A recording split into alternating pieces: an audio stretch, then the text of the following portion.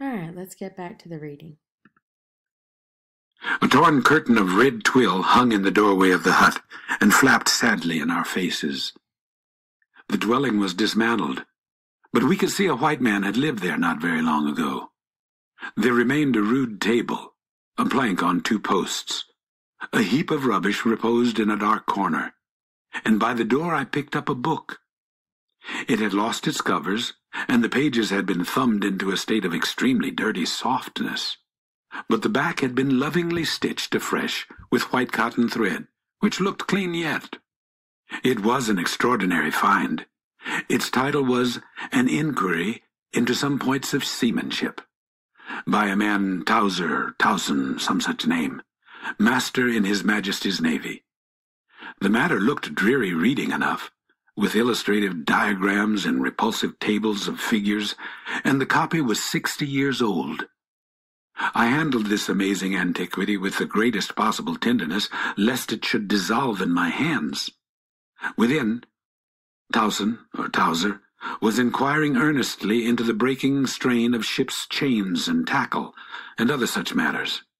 Not a very enthralling book, but at the first glance you could see there a singleness of intention, an honest concern for the right way of going to work, which made these humble pages, thought out so many years ago, luminous with another than a professional light. The simple old sailor, with his talk of chains and purchases, made me forget the jungle and the pilgrims in a delicious sensation of having come upon something unmistakably real.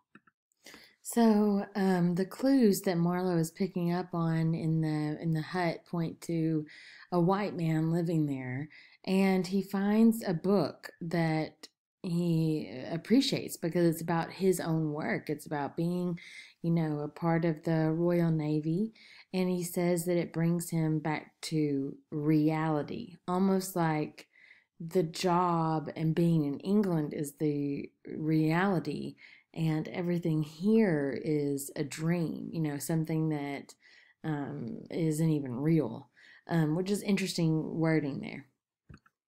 Such a book being there was wonderful enough, but still more astounding were the notes penciled in the margin, and plainly referring to the text. I couldn't believe my eyes. They were in cipher. Yes, it looked like cipher. Fancy a man lugging with him a book of that description into this nowhere and studying it, and making notes, in cipher at that. It was an So, oh wait, hold on. Yeah. section. Okay. When you're thinking about the cipher part, what is cipher? Yeah, it's like code. Now, why would you write notes in the margin of a workbook in code, right? I have in my book, which I don't have with me, but I remember, I have pointlessness and a question mark out beside it just because why would you need notes in a book about being in the Navy? Like, it's not a classified book or, anything like that. So, anyway, I thought that was kind of strange. Okay, let's go on to the second part.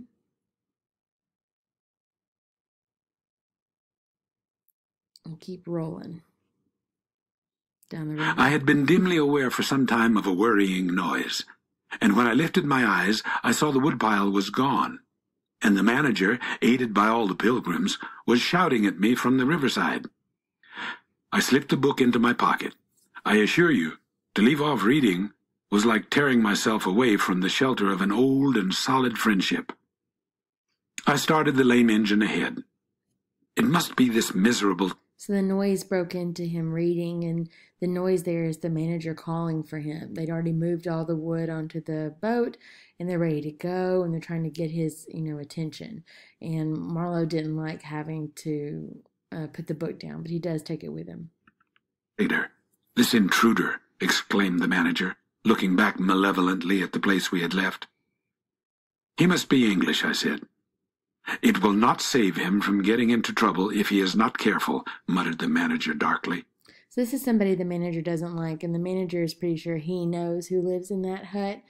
He's referring back to that half-caste man, the one that was brought up at the very beginning of Section 2. He's the one that works for Kurtz, and that's who he considers this hut to belong to. And he's right. I observed with assumed innocence that no man was safe from trouble in this world. The current was more rapid now. The steamer seemed at her last gasp. The stern wheel flopped languidly, and I caught myself listening on tiptoe for the next beat of the boat. For in sober truth, I expected the wretched thing to give up every moment. It was like watching the last flickers of a life. But So the boat's in bad condition, trying to make its way up there. But the more important thing in this whole section, if you've been noticing, is this aspect of sound imagery. Like the forest is silent, you can hear the boat, they could hear the drums. Again, the forest is silent, this happens, this happens. So pay attention to the real interesting sound imagery in this section. We had more visual imagery in part one, and there is visual imagery in part two, but definitely a reliance on this idea of what Marlowe is hearing and what he can hear and what he can't hear. we crawled. Sometimes I would pick out a tree a little way ahead to measure our progress toward Kurtz by, but I lost it invariably before we got abreast. To keep the eyes so long on one thing was too much for human patience. The manager displayed a beautiful resignation. I fretted and fumed and took to arguing with myself whether or no I would talk openly with Kurtz. But before I could come to any conclusion, it occurred to me that my speech, or my silence, indeed any action of mine, would be a mere futility. What did it... It's interesting that Marlowe uses the word futility when that's something that we keep talking about in the book. And what does he realize would be futile? Really anything that he has to do with Kurtz. He says, anything that I might say or do or any action. I mean, Marlowe's really an outsider in this whole business. I mean, he's not a company man. He's actually not in league with Kurtz, even though people seem to think so because they were recommended by the same person. And so as he's sitting there trying to figure out what is he going to tell Kurtz, is he going to tell him about his suspicions about the station manager and what's been said, or is he not? He realizes that really he's not sure that would even make a difference. matter what anyone knew or ignored? What did it matter who was manager? One gets sometimes such a flash of insight. The essentials of this affair lay deep under the surface, beyond my reach, and beyond my power of meddling. Towards the evening of the second day, we judged ourselves about 8 miles from Kurtz's station. I wanted to push on, but the manager looked grave and told me the navigation up there was so dangerous that it would be advisable, the sun being very low already, to wait where we were till next morning. Moreover, he pointed out that if the warning to approach cautiously were to be followed, we must approach in daylight, not at dusk or in the dark.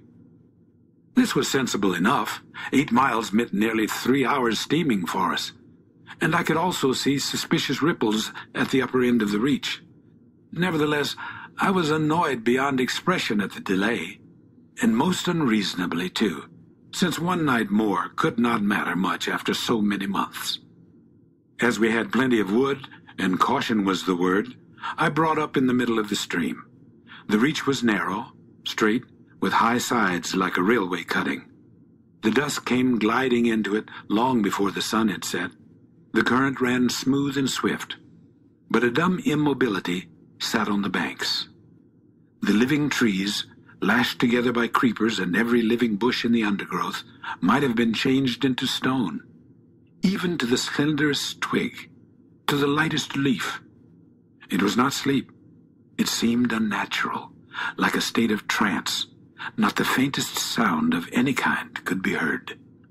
So as they decide to wait another day to make the last 8 miles to Kurtz, they're sitting there at night, and when he says dumb in that aspect, he means mute.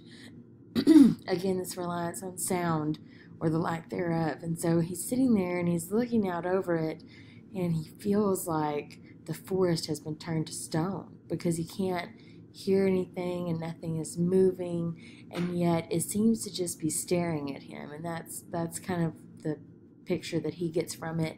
Again, we're looking at that ominousness of nature and how inhospitable it seems to be to them coming and to them moving up shore. You looked on, amazed, and began to suspect yourself of being deaf. Then the night came suddenly and struck you blind as well. About 3 in the morning, so he felt deaf because he couldn't hear anything, and then he felt blind because he couldn't see anything. And if you think back to like the painting that Kurt's painted, in this idea of someone leading but not being able to see where they're going or not have any clear direction, I think we're seeing like ties into that too, not only with the painting but just in general with imperialism and what they're doing in Congo. Some large fish leaped, and the loud splash made me jump as though a gun had been fired. When the sun rose, there was a white fog, very warm and clammy and more blinding than the night. It did not shift or drive. It was just there, standing all round you, like something solid. At 8 or 9 perhaps, it lifted as a shutter lifts. We had a glimpse of the towering multitude of trees, of the immense matted jungle, with the blazing little ball of the sun hanging over it, all perfectly still. And then the white shutter came down again, smoothly, as if sliding in greased grooves. So talking about the fog settling back over them, it lifted for a minute and came back. Fog is always symbolic of confusion, uncertainty, those things. I ordered the chain, which we had begun to heave in, to be paid out again. So he was pulling up the chain for the anchor, but because the fog came back down, he lets the chain back out again so the anchor can fall into the water. Before it stopped running with a muffled rattle, a cry, a very loud cry, as of infinite desolation, soared slowly in the opaque air. So what I want you to pay attention to in this section is the words that describe the sounds that Marlowe's hearing. And I think that's part of what makes a movie scary or suspenseful, when the main character doesn't know where they are or what's going on, but they hear a sound. Like in a scary movie, they may hear like a board creak or a door close. Well, Marlowe's in the middle of this jungle and he hears this cry. And I want you to look at the words. I'm not going to pick them out for you because I want you to do that. What words does he use to describe what he's hearing right now? It ceased. A complaining clamor, modulated in savage discords, filled our ears. The sheer unexpectedness of it made my hair stir under my cap. I don't know how it struck the others. To me, it seemed as though the mist itself had screamed. So suddenly, and apparently from all sides at once, did this tumultuous and mournful uproar arise. It culminated in a hurried outbreak of almost intolerably excessive shrieking, which stopped short, leaving us stiffened in a variety of silly attitudes and obstinately listening to the nearly as appalling and excessive silence. "Good God, what is the meaning?"